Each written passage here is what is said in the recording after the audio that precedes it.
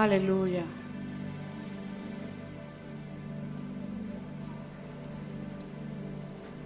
Gloria a Dios.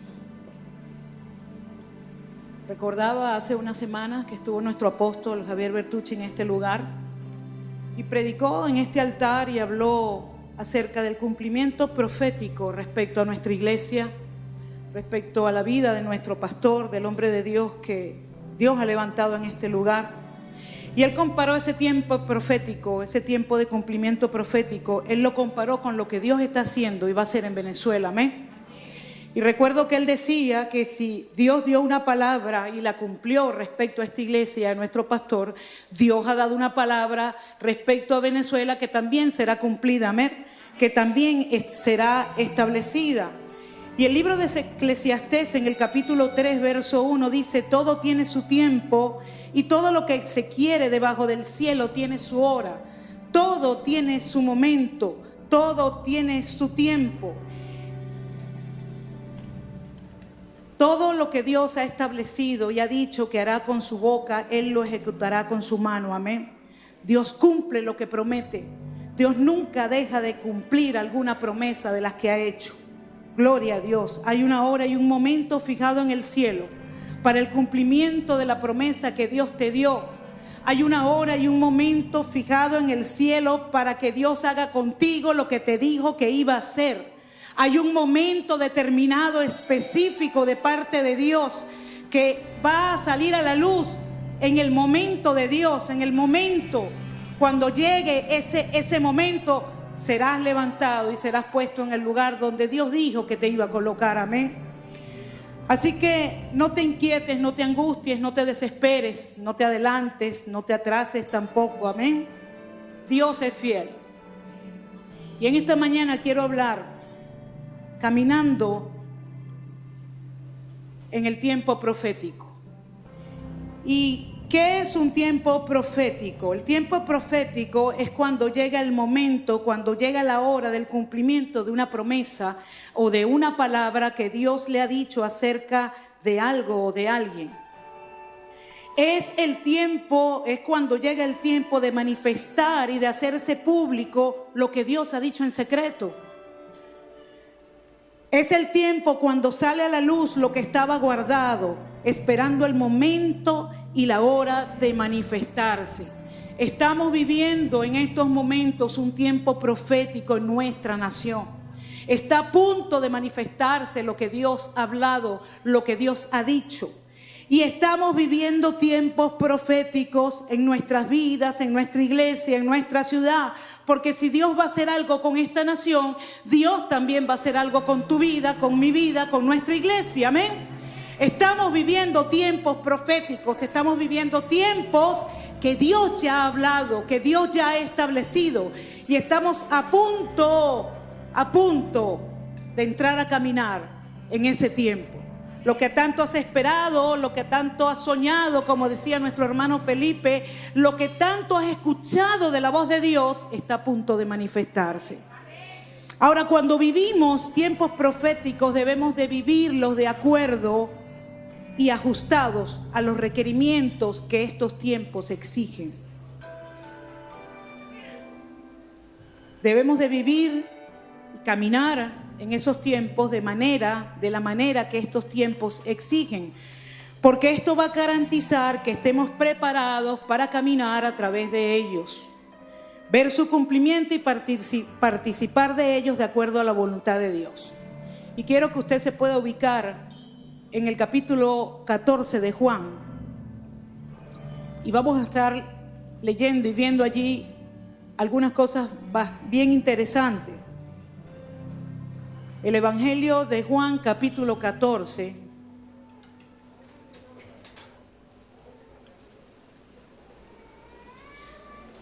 Jesús había comenzado a darle instrucciones a sus discípulos acerca de los acontecimientos que habrían de venir.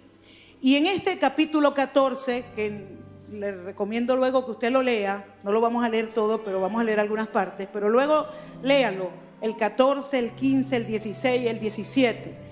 Es importante entender cómo Jesús fue preparando a sus discípulos para que caminaran en los tiempos proféticos. En el verso 19 dice: Les dice Jesús a sus discípulos, le dice: todavía un poco y el mundo no me verá más, pero vosotros me veréis, porque yo vivo, vosotros también viviréis. En el verso 20 les dice: en aquel día vosotros conoceréis que yo estoy en mi Padre y vosotros en mí y yo en vosotros. Él le estaba hablando de acontecimientos futuros, de acontecimientos que habrían de venir. En el verso 29 dice: y ahora os lo he dicho antes de que suceda, para que cuando suceda, creáis. No hablaré ya mucho con vosotros, porque viene el príncipe de este mundo y él nada tiene en mí. Mas para que el mundo conozca que amo al Padre, y como el Padre me mandó, así hago. Levantaos, vamos de aquí. Jesús venía hablándole a sus discípulos acerca del cumplimiento profético de lo que se había dicho en el libro de Salmos 22, en el libro de Isaías, capítulo 53. Todo lo que se había dicho respecto a que Jesús iba a padecer, iba a morir e iba a resucitar, iba a ser levantado en resurrección. Todo eso se había profetizado miles de años antes. Y Jesús venía, desde el capítulo 14 de Juan, venía hablándole a sus discípulos acerca de todo esto, porque Jesús sabía que la hora se acercaba. Jesús sabía que el tiempo profético estaba por cumplirse. Y Él tenía que dejarle a sus discípulos algunos principios importantes que nos van a ayudar a nosotros a caminar a través de los tiempos proféticos. Cuando Él les dice: porque viene el príncipe de este mundo y él nada tiene en mí, Él está hablando de que se acerca algo, de que viene algo que va a marcar la manifestación de algo profético que ya se había dicho muchos años antes. Y Jesús sabía que la hora había llegado. Por eso le dice a sus discípulos: ya no hablaré ya mucho más con ustedes, porque viene el príncipe de este mundo y él nada tiene en mí. Jesús estaba listo para caminar el tiempo profético. Jesús estaba listo para caminar en el cumplimiento profético. Jesús estaba listo para el tiempo que se avecinaba para su vida. ¿Por qué? Porque Satanás no tenía nada en él. Satanás no tenía nada de Satanás en Jesús. Y Jesús se atrevió a afirmarlo. Amén. Y aquí un principio importante: Satanás siempre querrá tener algo de él en nosotros para así evitar que el tiempo profético se cumpla en nuestras vidas. Satanás siempre va a querer tener en ti algo de él para evitar que todo lo profético que se ha dicho de ti, que se ha establecido de ti, no se cumpla.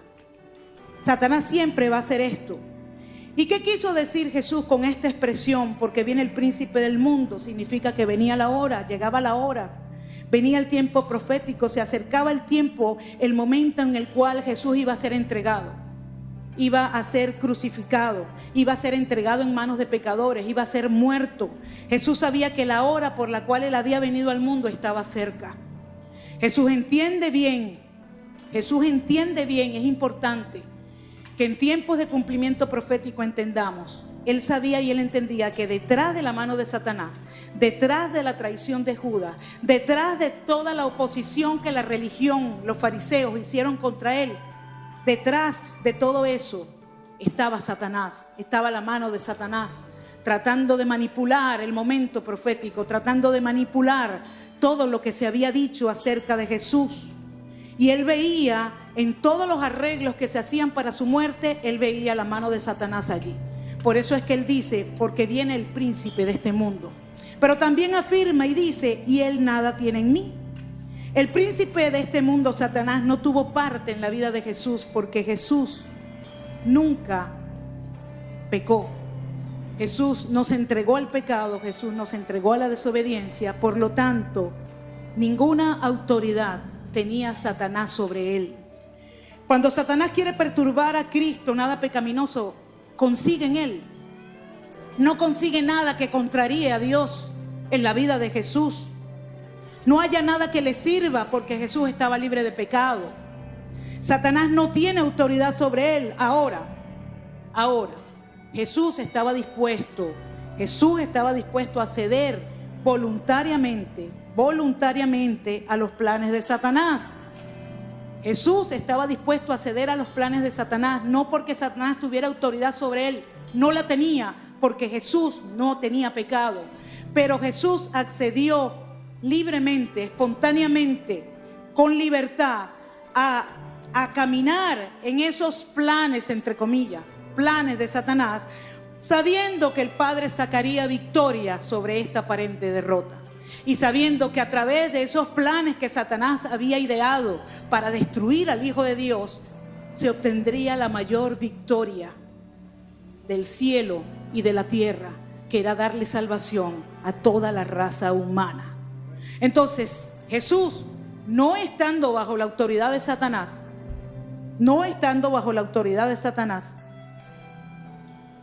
se apega a los planes que aparentemente eran de Satanás. Pero esos planes estaban apegados completamente a la voluntad de Dios. Y en esa sumisión, en esa rendición, Jesús va a la cruz cumpliendo la voluntad del Padre y no la voluntad de Satanás. Aunque Satanás creyó todo lo contrario. Satanás nada tenía en él, porque nada tenía que buscar, que hurgar en él. Cuando se acerca un tiempo profético, Satanás va a buscar en ti y en mí qué hay de él, para poder detener esos tiempos, para poder detener ese cumplimiento, para poder detener lo que Dios ha dicho. Y cuando no consigue nada, él no tiene autoridad, porque la autoridad a Satanás se la damos cuando tenemos cosas de él. Entonces Satanás no tiene autoridad sobre ti, no tiene autoridad sobre tu familia, no tiene autoridad sobre este país, no tiene autoridad sobre tu cuerpo, en la medida que tú no tengas nada de él. Y en los tiempos proféticos que estamos viviendo, Él está buscando añadir cosas de Él a nuestras vidas. Por eso debemos de estar apercibidos y entendidos. Amén. Jesús le había enseñado a sus discípulos que la prueba final del amor verdadero es la obediencia del que manda. Y si nosotros vemos Juan 14, en los versículos 15, 21, 23, vemos cómo Jesús le hablaba a los discípulos acerca de la obediencia. Del que ama verdaderamente a Dios es porque le obedece. Que el que le obedece es porque le ama verdaderamente. Y Jesús venía hablándole a sus discípulos acerca del principio de la obediencia. Y en Juan 14, en el verso 31 dice: mas para que el mundo conozca que amo al Padre, y como el Padre me mandó, así hago. Y ahí es cuando les dice a los discípulos: levantémonos, vámonos de aquí. Y en la traducción PDT, el mismo verso dice: pero el mundo debe saber que amo a mi Padre. El mundo debe saber que amo a mi Padre, por eso hago exactamente lo que mi Padre me mandó a hacer. Levántense y vámonos de aquí. El último mandato de este capítulo es: levántense, vámonos. ¿Por qué? Porque había llegado la hora. Había llegado el cumplimiento profético de todo lo que se había profetizado acerca de Jesús. Había llegado el momento esperado por el cielo para la redención del ser humano. Había llegado y Jesús lo sabía. Cuando Él le dice a los discípulos: levantémonos, vámonos de aquí. En ese momento parece indicar, de acuerdo al contexto del verso, que todos salieron del aposento alto, porque ellos estaban reunidos en el aposento alto. Cuando Jesús le dice: vámonos de aquí, se supone que salieron del aposento alto camino al Getsemaní, porque ya el tiempo y el momento y la hora habían llegado.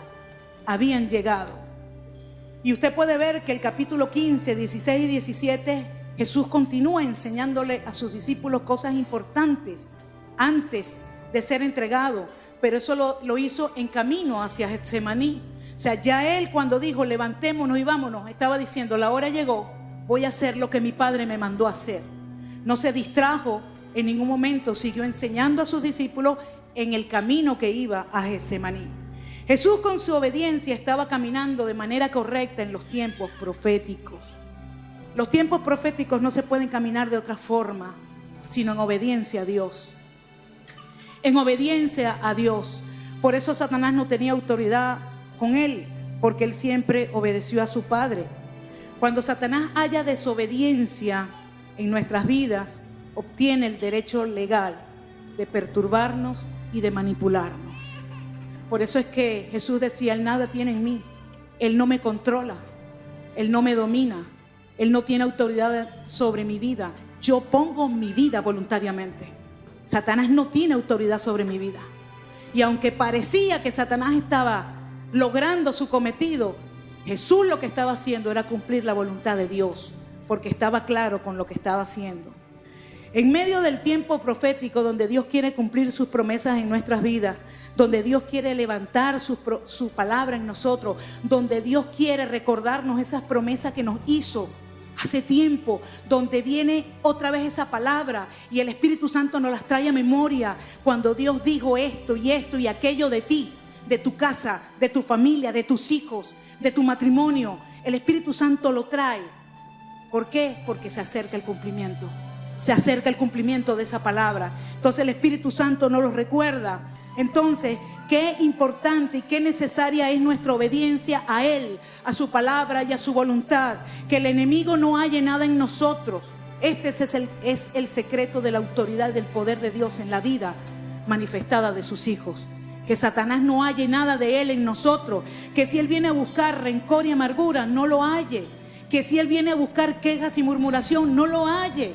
Que si Él viene a buscar pecado en nosotros, porque somos seres humanos y estamos sometidos a debilidades y tenemos debilidades, que consiga en nosotros gente rendida, arrepentida y pegada de la gracia de Dios, dependiendo de la gracia de Dios. Si Él viene a buscar odio hacia nuestros enemigos, hacia aquellos que nos resisten, que haya perdón y misericordia. Que Satanás no halle nada de Él en nosotros, porque Él sabe cuando el tiempo está a punto de cumplirse y va a hacer todo lo posible para que eso no llegue, para que el cumplimiento no llegue, para que tú no te levantes, para que tú no hagas lo que Dios dijo que tú ibas a hacer, para que tú no venzas lo que Dios dijo que tú ibas a vencer, para que tú no seas un instrumento de transformación y de bendición en este país. Satanás va a hacer todo lo posible para que tú y yo no lo hagamos. Pero ha llegado el tiempo. Ha llegado el tiempo. Estamos en ese tiempo. Vamos a caminar en obediencia. Vamos a caminar en obediencia a Dios. Amén. Y Él no tendrá ningún tipo de autoridad sobre nosotros. En el mismo Juan 14:30, en la traducción PDT, dice: no estaré hablando mucho tiempo con ustedes porque viene el que manda en este mundo. El príncipe de este mundo tiene autoridad sobre este mundo porque el mundo se deja dominar por él, se deja influenciar por él. Pero dice, Él no tiene ningún poder sobre mí. ¿Cuántos podemos decir, Satanás no tiene ningún poder sobre mí? Satanás no tiene ningún poder sobre mi cuerpo. Satanás no tiene ningún poder sobre mi finanza. Satanás no tiene ningún poder sobre mi familia. Satanás no tiene ningún poder sobre los planes que Dios tiene para mí. Satanás no tiene ningún poder sobre mi país. Por eso es que necesitamos levantarnos con poder, en gloria, en obediencia a Dios, para que este país pueda ser transformado y pueda ser cambiado. La religión, escuche bien, la religión siempre va a matar, va a querer matar en nosotros la manifestación del tiempo profético. Los religiosos fueron los que se levantaron a ayudar al espíritu del anticristo, al espíritu de Satanás, que entró en Judas. Los religiosos fueron los que se levantaron para evitar la manifestación de lo que Dios quería hacer. Y la religión siempre con sus artimañas va a querer confundirnos y engañarnos.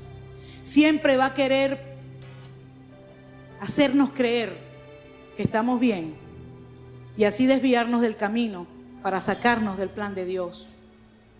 Aún dentro de la iglesia, aún sirviéndole a Dios, necesitamos discernir la trampa del enemigo.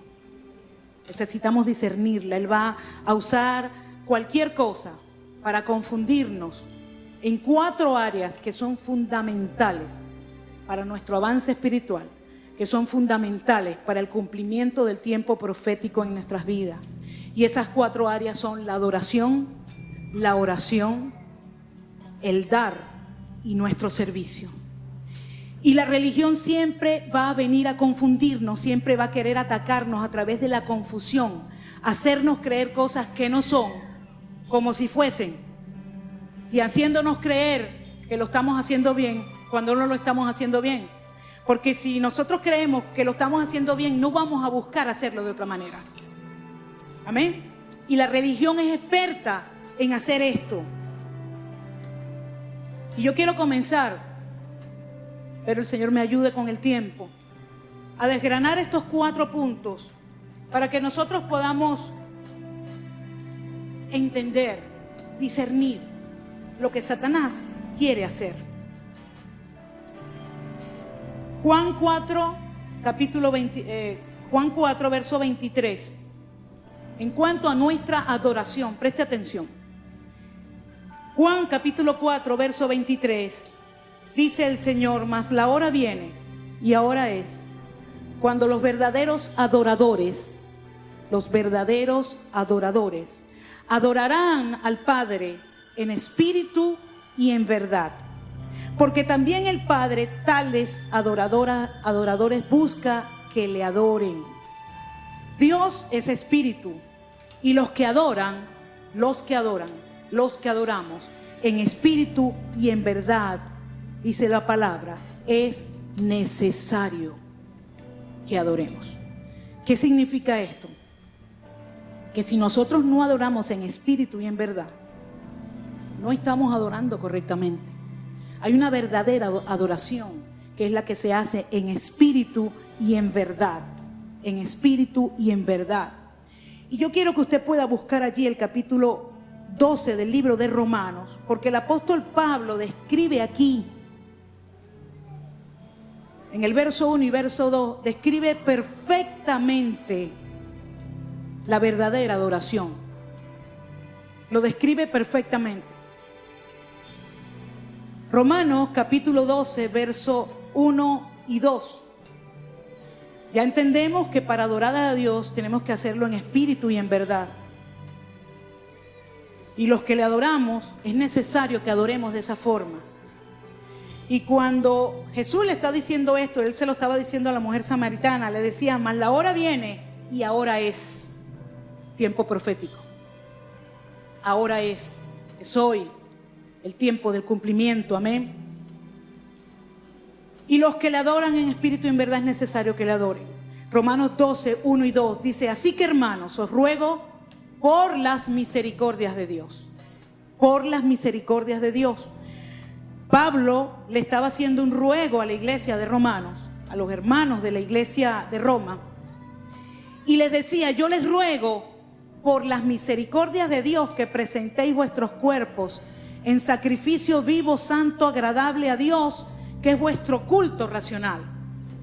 No os conforméis a este siglo, sino que transfórmate por medio de la renovación de tu mente, de tu entendimiento, para que compruebes cuál sea la buena voluntad de Dios, agradable y perfecta. Este pasaje contiene los elementos de una adoración verdadera. En primer lugar, dice: por las misericordias de Dios, y me muestra la motivación correcta de la adoración. Por las misericordias de Dios. ¿Qué son las misericordias de Dios? Todo lo que Dios te ha dado. Todo lo que Dios te ha dado o nos ha dado, que tú y yo no merecemos. Todo lo que Dios nos ha dado, que tú y yo no merecemos. La justicia de Dios es darle a cada quien lo que merece. Pero la misericordia de Dios es cuando nos da algo que no lo merecemos, pero Él nos los da. Entonces, las muchas misericordias de Dios, las misericordias de Dios aquí en este verso, es lo que Pablo le dice a los romanos, que por las misericordias de Dios presentemos nuestros cuerpos en sacrificio. Adoremos a Dios presentando un sacrificio. Por las misericordias que Él nos ha dado que no merecemos. El amor eterno de Dios no lo merecíamos y Él nos lo dio. Su gracia no la merecíamos y Él nos las dio. El Espíritu Santo no lo merecíamos y Él nos los da. La paz no la merecemos y Él nos las da. Eso forma parte de sus misericordias. La alegría no la merecemos y Él nos las da. La fe salvadora no la merecemos y Él nos las dio. Su amor fue derramado en nuestros corazones sin merecerlo. Él nos los dio por sus misericordias. La justicia, la seguridad, la vida eterna, el perdón, el honor, no lo merecemos, pero Él nos los dio. Él nos los dio. La santificación, la libertad, la intercesión, Él nos las dio y no la merecíamos, pero Él nos los dio. Y hay muchísimos motivos más que pudiéramos encontrar y decir: Señor, no merecía nada de esto, pero tú me lo diste por tu misericordia. ¿Cuántos merecíamos el perdón? Ninguno merecíamos el perdón, pero Él nos perdonó. Ninguno merecíamos que nuestra vida fuera cambiada y transformada para bien, pero Él lo ha hecho y lo seguirá haciendo. Amén. Ninguno merecíamos ser sanados, pero Él nos ha sanado y nos seguirá sanando. Amén. No lo merecíamos, pero Él lo ha hecho por sus misericordias. El conocer y comprender y entender estos increíbles regalos de parte de Dios nos motivan a ofrecer una alabanza y una acción de gracias. Eso es adoración. Eso es adoración. Entonces, la motivación de nuestra adoración debe ser la gratitud por las misericordias de Dios. Yo no puedo adorar a Dios cuando le doy gracias por algo que yo creo que yo me merecía. Porque no estoy adorando a Dios con eso. Yo adoro a Dios cuando de mi corazón brota la gratitud, porque recibí algo que yo sé que no me merecía. Que no, Dios, hay otros que tal vez lo merecen más que yo, pero Dios me lo dio a mí. Por su misericordia. Por su misericordia. Entonces, cuidar la motivación de nuestra adoración. En segundo lugar, da la descripción de la forma de nuestra adoración. La forma de nuestra adoración dice: os ruego por las misericordias de Dios que presentéis vuestros cuerpos en sacrificio vivo, santo, agradable a Dios. Presentar nuestros cuerpos a Dios significa darle a Dios todo lo que nosotros somos, nosotros mismos, entregarlo a Él. La referencia de nuestros cuerpos aquí significa nuestras facultades humanas, nuestra condición humana, nuestros talentos, nuestra mente, nuestro corazón, nuestras manos, nuestros pensamientos, nuestras actitudes. A veces pensamos que adorar a Dios es hacerlo con los labios, y adorar a Dios es también con el pensamiento, con las actitudes. Adoramos a Dios. Y por eso le digo que la religión quiere confundirnos, quiere hacernos creer que con venir a la iglesia y estar un rato en la adoración, en la alabanza, ya salimos y decimos: hoy adoré a Dios. Hoy adoré a Dios. Y la adoración es mucho más que eso. La adoración es mucho más que eso. Amén. La oración es mucho más que eso.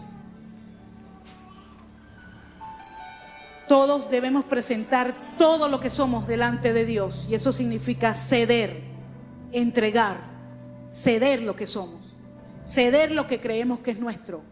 Adoramos a Dios cuando le damos nuestro tiempo, porque cedemos nuestro tiempo. Adoramos a Dios cuando damos de nuestros recursos, porque cedemos nuestros recursos. Adoramos a Dios cuando damos nuestro tiempo en oración, cuando damos nuestro tiempo en buscar la palabra, en leer la palabra, en escudriñar la palabra. Eso es adorar a Dios. Eso es adorar a Dios. No, yo no canto porque yo no tengo una buena voz. Bueno, yo no puedo adorar a Dios. Tú puedes adorar a Dios de 1000 formas. La religión quiere encasillarnos, pero tenemos que estar apercibidos, porque en el momento cuando viene la manifestación del tiempo profético, Satanás va a venir a atacar estas áreas. Va a venir a atacar estas áreas para confundirte y para hacerte creer que no, todavía no es el tiempo. Todavía tienes que seguir allí, seguir esperando, cuando Dios ha dicho: la hora llegó, la hora ha llegado. Amén. En tercer lugar, estos versos de Romanos 12 hablan cómo entregar ese sacrificio. Fíjate, la actitud correcta, la motivación correcta, la forma en que lo vamos a hacer y cómo vamos a entregar ese sacrificio. Y una vez más el pasaje es tan claro. Dice, por la renovación de vuestra mente. Por la renovación de vuestra mente. Busca el verso 2. Y dice, no os conforméis a este siglo, sino transformaos por medio de la renovación de vuestro entendimiento. Cuando habla de entendimiento está hablando de nuestra mente, para que comprobemos cuál es la buena voluntad de Dios, agradable y perfecta. Las emociones nunca nos van a decir cuál es la voluntad de Dios. Y cuando el Señor dice que renovemos nuestra mente, no nos está diciendo, no nos está hablando de emociones. No nos está hablando de emociones. 1 Corintios 2:16 dice que tenemos la mente de Cristo. En ningún momento dice que tenemos las emociones de Cristo. Está hablando de la mente. Nuestra mente tiene que ser renovada. ¿Y renovada de qué? Diariamente nuestra mente tiene que ser limpia, tiene que ser limpiada de la sabiduría humana, del humanismo, de creer que nosotros podemos hacerlo con nuestra fuerza, de pensar y creer que somos autosuficientes y que no dependemos de Dios y que no necesitamos a Dios. Nuestra mente tiene que ser renovada diariamente de eso, de esa sabiduría del mundo, y debe ser reemplazada por la sabiduría de Dios. La sabiduría de Dios. Nosotros lo adoramos con nuestra mente renovada y purificada. No podemos hacer una adoración efectiva, una adoración verdadera, con una mente carnal, con una mente entregada a todo aquello que a Dios no le agrada. No podemos adorar a Dios así, porque Dios es espíritu y Dios, para adorar a Dios es necesario, es indispensable que lo adoremos en espíritu y en verdad. Y para adorarlo en espíritu y en verdad, tenemos que hacerlo con una mente totalmente renovada, unos pensamientos renovados en Él, sujetos a su voluntad. Amén. Nosotros lo adoramos con nuestra mente, no con las emociones. Las emociones son cosas hermosas y maravillosas que Dios ha creado. Pero cuando estas emociones, si no están formadas por una mente que está saturada de la verdad, estas emociones se salen de control y se convierten en fuerzas destructivas. Por eso es que primero entra por la mente. El control de nuestra mente se lo debemos dar a Dios. Y a la mente le sigue la voluntad y a la voluntad le siguen las emociones. Si tenemos una mente sana, nuestra voluntad va a estar de acuerdo a la voluntad de Dios y nuestras emociones van a ser sanas también. Es necesario que nuestra mente sea dirigida por Dios, renovada por Dios. Amén. Y hay una sola manera de renovar nuestra mente, y el apóstol Pablo lo decía, y esto es por la palabra de Dios. Por la palabra de Dios. Por la palabra de Dios. Por eso es que usted ve que esas religiones que hablan y manifiestan de un encuentro extrasensorial, y que yo me voy a un monte y allí me quedo y no tengo contacto con el pecado, y entonces allí estoy concentrada en el Ser Supremo y lo único que hago es pensar y pensar y pensar. Eso no te lleva a nada, porque tus pensamientos tienen que tener un sustento, y ese sustento es la palabra de Dios. La palabra de Dios es la única que puede transformar tu mente, es la única que puede cambiar tus pensamientos, es la única que puede cambiar tu actuar, porque cuando cambiamos el pensamiento, cambiamos nuestra forma de actuar. Y nuestras emociones se sujetan a los pensamientos de Dios en nuestra mente. Amén.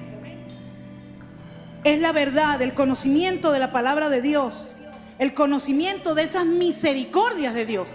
¿Cómo yo voy a conocer cuáles son las misericordias de Dios si no conozco su palabra? En su palabra Él me revela cuáles son sus misericordias. Él me revela todo lo que Él me ha dado que yo no me merecía. Es a través de su palabra. Amén.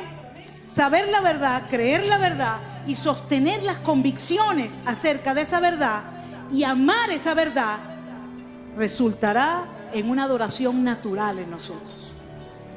Conocer esa verdad, amar esa verdad, vivir en esa verdad que da la palabra de Dios, será lo que a través de nosotros va a manifestar la adoración verdadera a Dios. Amén.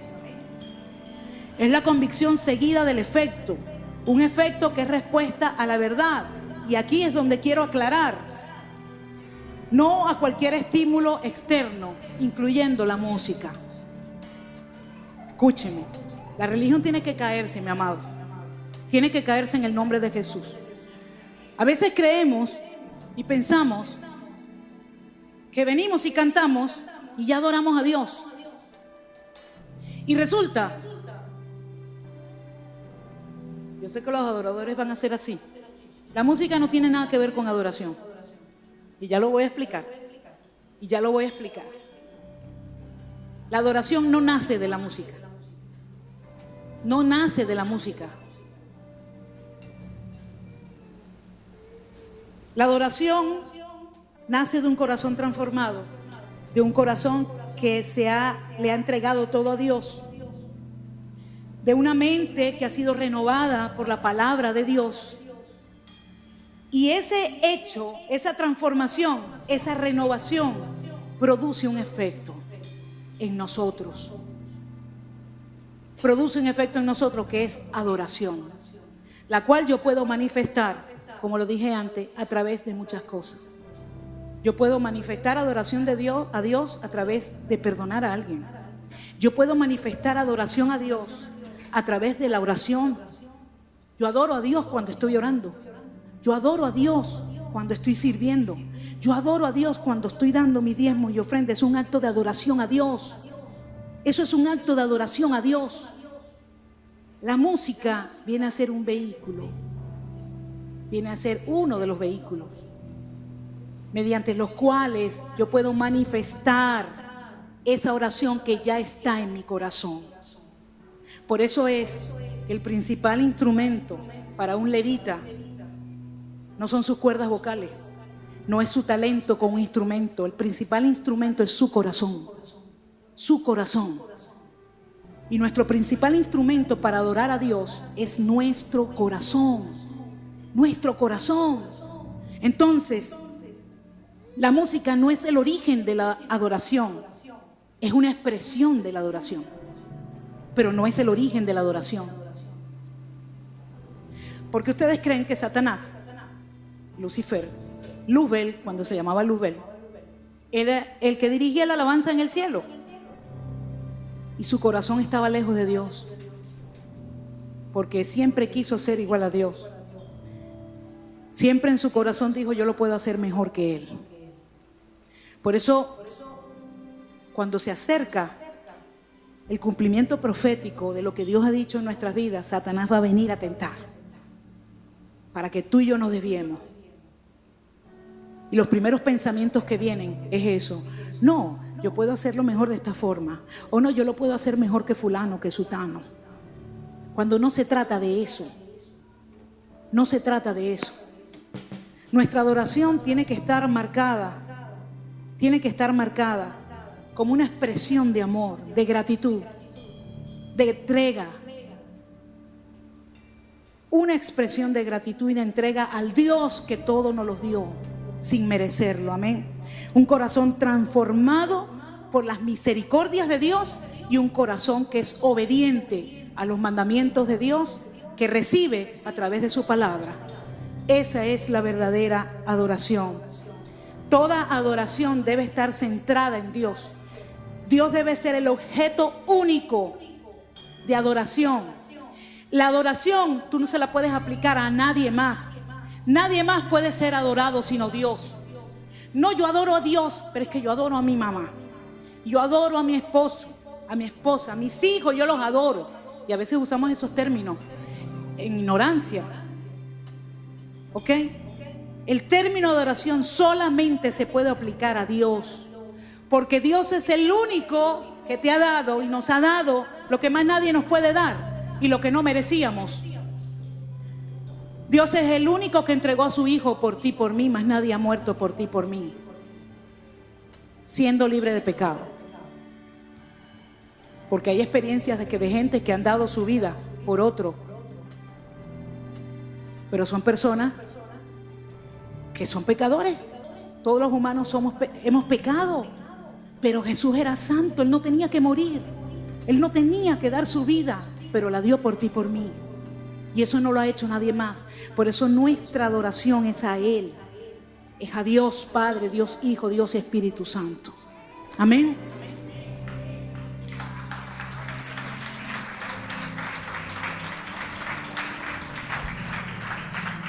Un aplauso es una expresión de adoración a Dios. Usted está adorando a Dios porque usted está recibiendo una palabra que está tocando su corazón. Usted no me está aplaudiendo a mí, usted está adorando a Dios. Amén. Usted está adorando a Dios. Eso es adoración.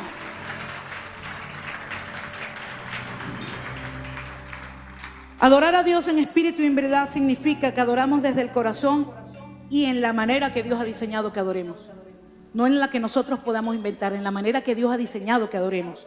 A través de la obediencia, a través de la renovación de nuestra mente, a través de la lectura de su palabra y la aplicación de su palabra, de la vivencia de su palabra. La adoración puede incluir oración. Usted en medio de una adoración, de un momento de adoración, usted ora, usted lee la palabra, usted perdona a alguien, usted abraza a alguien y usted está adorando. Usted está adorando. Que nuestros momentos de oración no se limiten solamente al momento de los cánticos, sino que nuestro momento de adoración sea un momento de vida, que nuestra vida sea una constante adoración y que cuando cantamos nos reunimos acá en la iglesia y todos juntos adoramos a Dios a través de la alabanza, lo hacemos como un vehículo para manifestar lo que ya está en el corazón y en la vida de cada uno de nosotros. Amén. No se limita a un solo acto, pero se realiza correctamente cuando el corazón y la actitud de la persona están en el lugar correcto. Usted puede estar solo en un lugar y usted puede estar adorando a Dios. Usted no necesita estar en la iglesia para adorar a Dios. Aquí nos reunimos y adoramos a Dios, pero usted puede estar en su casa y usted puede estar adorando a Dios. Y no necesariamente está cantando, está adorando a Dios con una palabra de gratitud, con una palabra de esperanza. Cuando usted no se queja, sabe, usted adora a Dios, aunque esté en silencio. Porque cuando vienen las ganas de quejarnos, vienen las ganas de decir, Señor, ¿hasta cuándo? ¿Pero por qué? ¿Por qué esto sigue así? Cuando viene eso y usted calla, porque sabe que Dios viene con la respuesta, usted lo está adorando. Porque usted está reconociendo que Dios le va a dar, que Dios le va a dar lo que tanto está esperando. Y no, con su boca no dice lo contrario. Entonces, a veces el guardar silencio es adorar a Dios. El guardar silencio para no decir lo que no tenemos que decir. Amén. La verdadera adoración no se limita a lo que hacemos en la iglesia. La verdadera adoración es el reconocimiento de Dios y todo su poder y toda su gloria y todo lo que hacemos que Él nos permite hacer. Por eso es que nos deleitamos en medio de la alabanza, en medio del cántico, de la música. ¿Por qué nos deleitamos? Porque la música, ellos tocan los instrumentos en gratitud a Dios, en adoración a Dios. Los que dirigen acá cantan y entonan cánticos en adoración a Dios, en gratitud a Dios. Y eso es ministrado al pueblo. Y por eso nos gozamos tanto. Pero no limite ese espacio de adoración a ese momento nada más. Amén. Dios necesita, dice que Él requiere de adoradores que le adoren en espíritu y en verdad. ¿Por qué? Porque el tiempo ha llegado. El tiempo ha llegado. Y para que se manifieste todo lo profético que Dios ha dicho de ti, es necesario que seamos adoradores en espíritu y en verdad.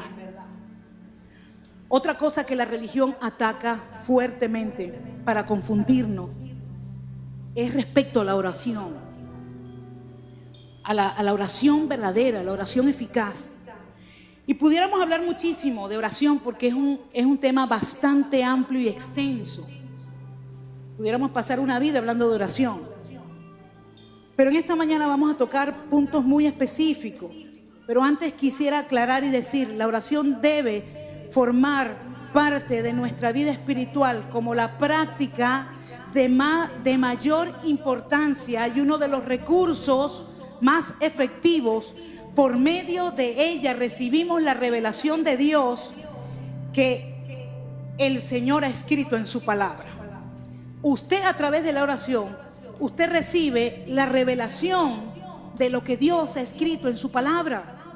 Cuando usted lee la palabra y usted ora, eso que usted leyó se le revela en su espíritu.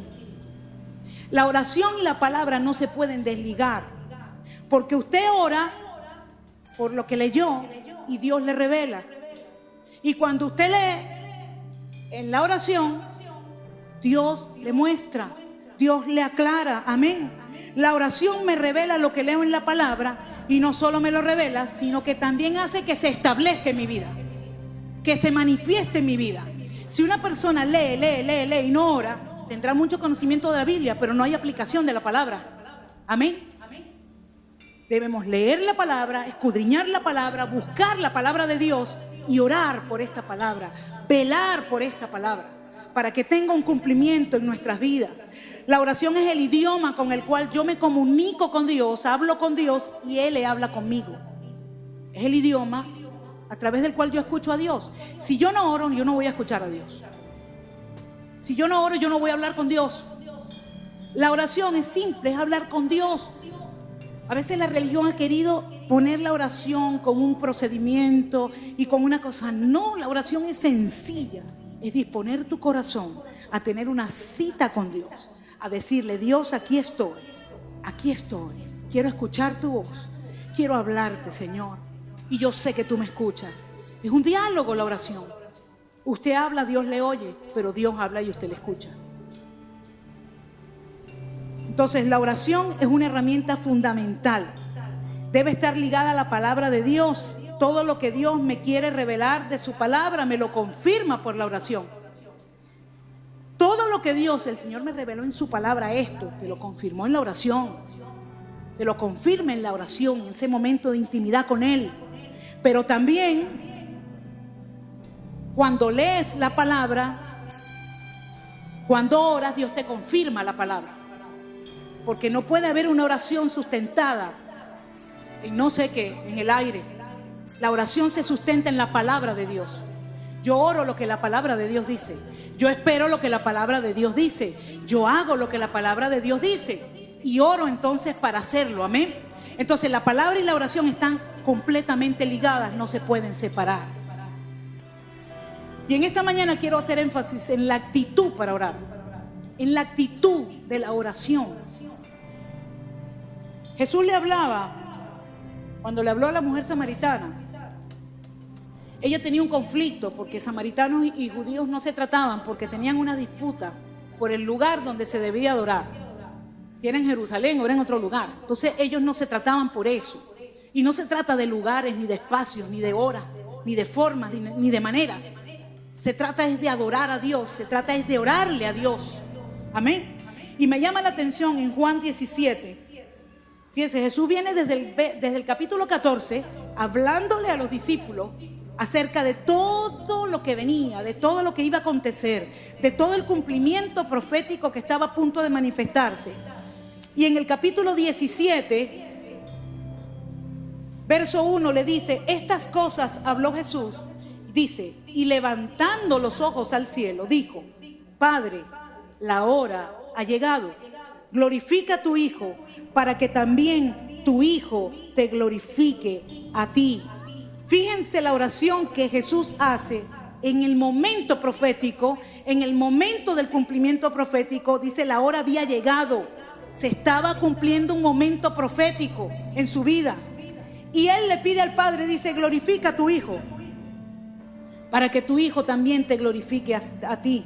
Y hay dos cosas en este verso que me llaman la atención. Número 1, dice: Jesús oró mirando a lo alto. Tenía sus ojos mirando a lo alto, tenía sus ojos abiertos. Y a veces nosotros nos detenemos en la forma de orar. No, que con los ojos cerrados, no, que arrodillado, no, que parado, no, que levanta la mano, que baja la mano, que párate así, que párate. Para tú hablar con alguien, tú hablas. Tú hablas. Amén. Y dice que Jesús mirando a lo alto, esto demostraba a quién Él se estaba dirigiendo. A quién Él se estaba dirigiendo.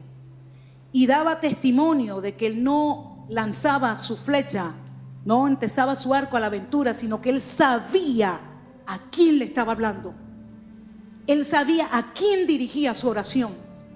Por eso se enfocó, se concentró, a pesar de que había llegado el momento del cumplimiento profético, a pesar de que ha llegado el momento tal vez de tu proceso, a pesar de que ha llegado el momento y el tiempo donde tu proceso va a definir muchas cosas en tu vida, eso no puede desenfocarte. Eso no puede desenfocarte. Tienes que mirar a lo alto, mirar a Dios y saber a quién le estás orando. Saber a quién le estás pidiendo. Saber de dónde viene tu socorro. De dónde viene tu ayuda. Amén. Había llegado la hora de qué, de que Jesús iba a ser entregado para ser muerto. Y él lo sabía, porque él conocía las profecías. Él lo sabía. Y dice que mirando al cielo, le pide a su Padre. Y esto también denota que su mirada estaba lejos y por encima de todo lo que le rodeaba, de sus discípulos, de sus acusadores, de la circunstancia que venía. Su mirada estaba enfocada en el invisible. Y en tiempos proféticos como los que estamos viviendo hoy en día en Venezuela, nuestra mirada tiene que estar enfocada en Dios. No podemos distraernos con lo que pasa a nuestra izquierda, a nuestra derecha. No podemos distraernos con las cosas que Satanás va a traer para distraernos, porque él quiere que nos convirtamos en unos religiosos en nuestra oración. Y nuestra oración, la actitud de nuestra oración, la motivación de nuestra oración tiene que ser correcta para que pueda tener el fruto. ¿Y cuál es el fruto de una oración? Que sea contestada. Que sea contestada. Que sea escuchada y sea contestada. Amén.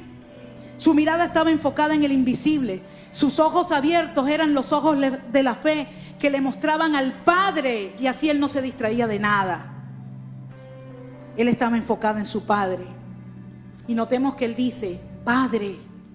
Él no dice, como les enseñó antes a los discípulos, Padre nuestro. Cuando oremos, ores de esta manera, Padre nuestro. No, él dijo Padre, porque en ese momento no cuenta nadie, sino tú y Dios nada más. En el momento que se acerca ya el cumplimiento de la palabra que Dios te dio, que Dios te entregó, también va a venir Satanás. Por eso es que él decía, viene el que domina este mundo, pero no tiene nada en mí.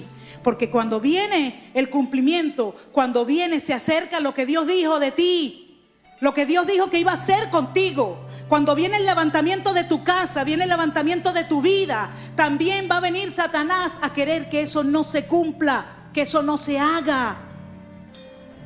Pero a través de la oración genuina, de esa oración personal,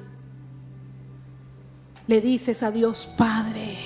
Y cuando le dices Padre, le estás diciendo, yo soy tu hijo. Le estás diciendo, yo soy tu hijo. Aquí estoy, Padre, dependo de ti, necesito de ti. Y me llama la atención tanto esto, dice, glorifica a tu hijo, para que también te glorifique, tu hijo te glorifique a ti. Una oración entregada completamente a la voluntad de Dios. Jesús sabía que había llegado la hora y le ruega al Padre, le dice, Señor, glorifícame en esta hora. Señor, ayúdame a pasar esta copa. Señor, yo sé lo que viene a mi vida, pero confío en ti. Ayúdame, Señor, ayúdame. Glorifica a tu hijo. ¿Qué significa glorifica a tu hijo? Sácalo en victoria de este trance. Sácalo en victoria de esta circunstancia. Sácalo en victoria de esta situación. ¿Para qué? Para que el hijo se glorifique a sí mismo. Para que el hijo diga, wow, yo oré y Dios me contestó y yo vencí, porque es que mi oración es irresistible. No. Para que tu hijo también te glorifique a ti. Para que tu hijo cumpla tu voluntad, Señor. Señor, levántame para yo poder levantarte a ti. Y esa debe ser la motivación correcta de nuestra oración, de toda nuestra oración. Sea una oración privada, sea una oración pública, sea una oración que usted hace por otra persona. Cuando usted ora por alguien, usted no puede estar buscando que la otra persona le dé las gracias a usted. Sí, somos agradecidos, gracias mi hermano porque oraste por mí. Pero quien contesta esa oración no soy yo, quien contesta esa oración es Dios. Amén. Y nosotros tenemos que estar claros de a quién oramos y de quién esperamos. Porque es fundamental, es crucial en momentos de cumplimiento profético, en momentos donde va a salir a la luz lo que estaba en secreto. Lo que Dios te dijo en secreto está a punto de salir. Necesitas mantener esa oración personal. Esa actitud de humildad en la oración. Jesús le estaba diciendo al Padre, Señor, ayúdame a obedecerte. Ayúdame a que yo no claudique. Ayúdame a que yo no deseche esta copa. Ayúdame a que yo cumpla, Señor, tu voluntad, para que tú seas glorificado. Para que tú seas glorificado. Con mi obediencia, el Señor cumple su promesa en mí para que yo lo glorifique a Él. Dios te va a sacar de esa situación donde estás. Dios te va a poner en las alturas. Dios te va a sacar de ese problema. Dios va a salvar a tus hijos. Dios va a salvar tu matrimonio. Dios va a restaurar tus finanzas. Él lo va a hacer porque Él es Dios. Y tú le estás orando a Él, le estás creyendo a Él y estás esperando en Él. Pero lo va a hacer para que tú le glorifiques a Él. Para que tú le glorifiques a Él. Para que cuando venga la prosperidad tú puedas usarla para glorificar su nombre. Para que cuando venga la bendición en el matrimonio, juntos sirvan a Dios y juntos entreguen su vida a Dios. Para que cuando tus hijos sean salvados, sean llenados por Dios, ya tú no digas, esos son mis hijos, sino que tú digas, Señor, son tus hijos. Haz con ellos lo que tú quieras hacer, Padre, así como hizo Ana. Nuestra motivación en la oración debe ser la correcta. Que nuestra oración sea el reflejo de nuestra rendición total a Él. Cuando Dios responda a tu oración, no te gloríes en tu capacidad de orar, sino en las misericordias que Dios tuvo al responder tu oración. Porque el poder no es del que ora, el poder es de Dios el que responde. Y tenemos que estar claros, mi amado, porque la religión nos lleva por otro camino. ¿Cómo se paraban los fariseos a orar? Ellos creían que se la comían con la oración que hacían. Y resulta que estaban muy lejos de agradar al corazón de Dios.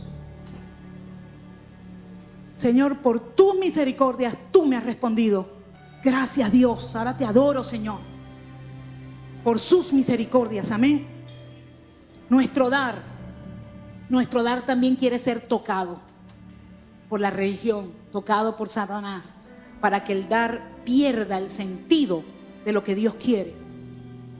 Y en 2 de Corintios capítulo 8 verso 5, 2 de Corintios capítulo 8 verso 5,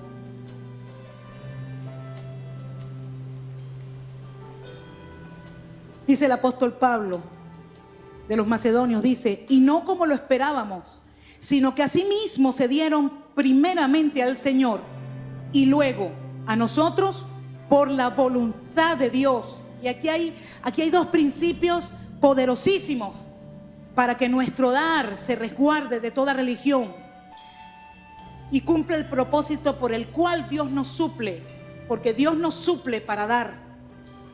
Si usted no sabía eso, sépalo. Dios le suple para dar. Como decía nuestro hermano Felipe, Dios le suple para resolverle el problema a otro que Dios le va a indicar. Amén. Entonces, es necesario primero que demos a Él todo el corazón. A Pablo le llamó la atención que esta gente entregó una ofrenda más allá de su fuerza, dio más allá de su fuerza, pero primeramente se dieron al Señor. Primeramente se dieron al Señor. Esto significa que cualquier ofrenda, cualquier siembra, cualquier ayuda que podamos dar a alguien, primeramente debe pasar por la entrega a Dios primero. Por la entrega a Dios primero. Hay mucha gente en el mundo que son altruistas, son donadores, tienen fundaciones que donan muchísimo, pero donan para su propia exaltación.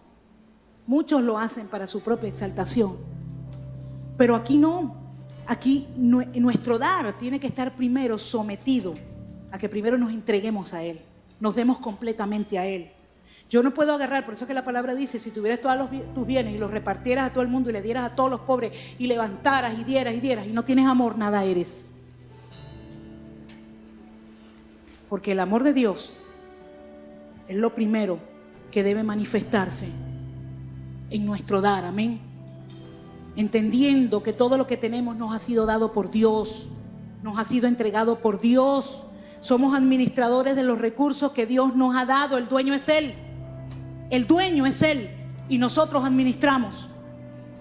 con esta actitud de humildad en nosotros, para dejar que sea Dios quien nos dirija y nos enseñe en todo momento en nuestro dar.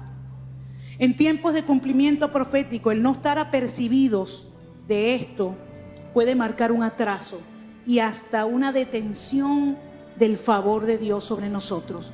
Así que preste atención, mi amado. Cuidemos primero que nuestro dar sea sostenido por nuestra entrega a Dios. Yo doy porque yo primeramente me entregué a Dios y porque el amor de Dios está en mí. Y eso produce que yo dé. Y en segundo lugar, nuestro dar sea dirigido plenamente por el Señor. Dice, y luego nosotros, ellos le dieron, se entregaron primeramente al Señor y luego a Pablo y a los que acompañaban a Pablo. Y dice, y luego a nosotros por la voluntad de Dios. Por la voluntad de Dios. Era la voluntad de Dios que ellos le dieran a Pablo y a todo el equipo que estaba con Pablo. Entonces, que nuestro dar sea dirigido por Dios, no solamente para saber cuándo no debo sembrar y cuándo no debo dar, sino para entender y saber cuándo tengo que hacerlo, así a mí no me parezca. Porque a veces la religión nos dice, no, eso es mala siembra, yo no siembro en mala tierra y Dios te está mandando a sembrar ahí. Pero la religión te dice en la cabeza, no, eso es mala tierra, yo tengo la justificación para no sembrar. Sí, hay malas tierras, pero eso es problema de la tierra, ¿sabe? Eso es problema de la tierra, porque si no, no le diéramos al pobre, no le diéramos al indigente. ¿Me está entendiendo? Porque usted da, y dice que el que le da al pobre, a Jehová le presta. Entonces, cuando usted está dando al que usted piensa que no se lo merece, no, bueno, pero es que ese es pobre porque no trabaja. Pero usted le da para sustentarle un alimento, para sustentarle una ropa, una necesidad. Sí, y ahorita estamos siendo muy criticados porque dicen que nosotros no debemos darle el pez a la gente, sino enseñarlos a pescar. Ay, la pregunta es, mientras aprenden a pescar, ¿quién les da? ¿Cómo comen? ¿Cómo se visten? Mientras salimos de esta situación en este país, ¿cómo hacemos con el que no come cada día? No, pero es que ese está así porque ese nunca estudió, porque no importa. Tenemos que entender cuándo es la voluntad de Dios dar y cuándo no es la voluntad de Dios que demos. Porque hay veces que no es la voluntad de Dios. Pero cuando tú primeramente te entregas a Dios, entregas ese don, ese talento que tienes de dar a Dios, Él te va a dirigir, Él te va a enseñar y Él te va a poner en tu corazón cuándo tienes que dar y cuándo tienes que entregar. Así tú no lo entiendas y así tú no estés de acuerdo y así no te parezca a ti. Amén. Por último, nuestro servicio. Satanás va a venir a atacar nuestro servicio. Mire, es que yo tengo tanto tiempo sirviéndole a Dios, y siempre estoy en el mismo lugar. No hay progreso, no hay avance. No, Señor, ya lo dejé. Estabas a punto de recibir. Lo que durante tanto tiempo sembraste, lo que durante tanto tiempo trabajaste, lo que durante tanto tiempo diste en tu servicio, pero te cansaste de esperar. Y en el servicio real y verdadero no hay cansancio por la espera. Servimos porque servimos y seguimos sirviendo hasta que Dios quiera que sirvamos. Amén. No dejemos que la religión nos ataque, hermano, nuestra mente. Por eso es que tenemos que renovar nuestra mente con la palabra, amén. Y que nuestro servicio sea detenido justamente cuando ya venía el cumplimiento, cuando ya estaba a punto de llegar la hora de lo que Dios iba a hacer contigo. Amén. En Mateo 28, 26 dice más, entre este capítulo 28 de Mateo tiene varias, no podemos leerlo por cuestión de tiempo, pero sí quiero que lo tenga abierto allí, el capítulo 28 de Mateo. En el verso 26, el Señor Jesús le dice a los discípulos, mas entre vosotros no será así, sino que el que quiera hacerse grande entre vosotros será vuestro siervo, será vuestro servidor. Y el que quiera ser el primero entre vosotros será vuestro siervo.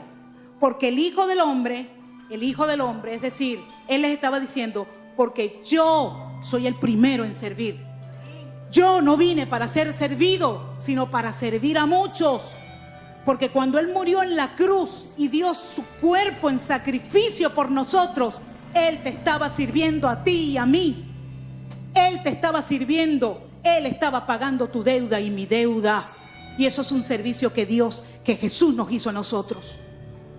Porque cuando alguien va y te paga una deuda que tú tienes, te hizo un favor. Te hizo un servicio. Y eso fue lo que Jesús hizo. Y dice, y para dar su vida en rescate de muchos. Y Jesús venía hablándoles acerca del tiempo profético que se avecinaba. En el verso 17, fíjese usted. Después lea este capítulo completo, por favor. En el verso 17, Él le dice a los discípulos, subiendo Jesús a Jerusalén, tomó a sus 12 discípulos aparte en el camino y les dijo, he aquí subimos a Jerusalén y el Hijo del Hombre será entregado a los principales sacerdotes y a los escribas y le condenarán a muerte y le entregarán a los gentiles para que le escarnezcan, le azoten, le crucifiquen. Mira cómo Él sabía todo lo que le venía. Mas al tercer día resucitará. Jesús les estaba hablando de un acontecimiento profético que estaba a punto de ocurrir. Mano querido. Y ellos estaban pensando cómo iban a resolverse la vida después que Jesús no estuviera. Y vemos en el verso, fíjense, empezando ese capítulo, el Señor les habla acerca de la viña, de los obreros en la viña, del trabajo que cada obrero hace en la viña del Señor y de la recompensa que el Señor le dará a cada uno, sin importar el tiempo que estuvieron sirviendo, sin importar desde cuándo comenzaron a servir, no, sino que Él les habla que todo servicio tendrá su recompensa. Le habla de eso y luego en el verso 17 les dice, el tiempo profético está aquí, está encima, está a punto de cumplirse. Tengo que ir a Jerusalén a morir, a ser maltratado, a ser vejado, a ser humillado.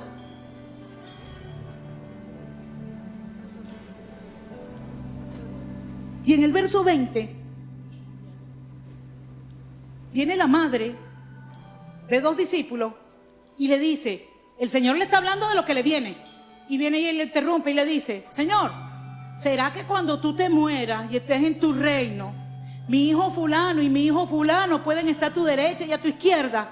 La mujer estaba pendiente de los cargos. La mujer estaba pendiente de las posiciones. Y Jesús le estaba hablando de un tiempo profético que estaba a punto de cumplirse. Porque cuando viene el tiempo profético para cumplirse en tu vida, Satanás va a querer desviar tu servicio. Va a querer desviar la razón por la que tú sirves. Va a querer desviar la motivación correcta de tu servicio. Y va a querer traerte a ti desencanto. Es que ya no me provoca servir. Es que no me gustó lo que me hicieron. Es que me maltrataron. Es que no me tomaron en cuenta. Eso es religión. Y Satanás lo usa para apartarte del servicio verdadero. Esta mujer quiso que sus hijos quedaran acomodados. Y no es nada, pidió que los pusieran a los 2 hijos por encima de todos los demás apóstoles. Yo me imagino la bronca de los apóstoles, de los otros, de los discípulos. Bueno, ¿y entonces qué se cree este? Aquí toditos somos iguales, aquí nos corresponde a todito. Vamos a ver, vamos a repartir aquí. Tú vas para acá, tú haces esto, a ti te damos el cargo de esto.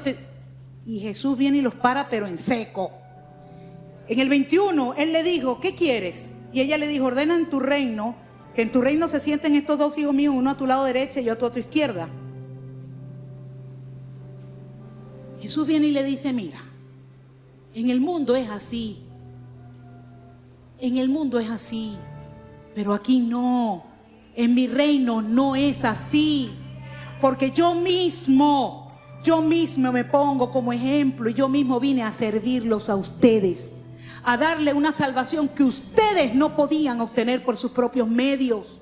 Yo mismo me entregué en servicio a ustedes.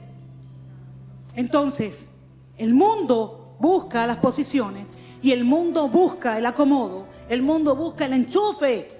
Pero en Dios no, sino que el que quiere ser primero tiene que servir, porque el servicio es lo que te da el liderazgo. El servicio es lo que te da el liderazgo. Amén. Y asentó uno de los principios más grandes en cuanto al servicio. No servimos para obtener un cargo. Y cuando tenemos el cargo nos ayuda y nosotros usamos el cargo para servir a otros. Para servir a otros. ¿Por qué usted cree que Satanás, con ese corazón como lo tenía, él estaba sirviendo en la alabanza, pero él dijo, no me conformo. Yo tengo que estar allá, porque yo lo puedo hacer mejor que él. Mire, cuando alguien viene y le manifiesta, no, es que fulano lo hace bien, yo lo hago mejor que él. El espíritu de Satanás está en él. Y ya lo dije. Rechace eso. Saque eso de usted. No permita que el diablo con su religión venga a dañar la pureza de su servicio. Si usted ha estado sirviendo durante años,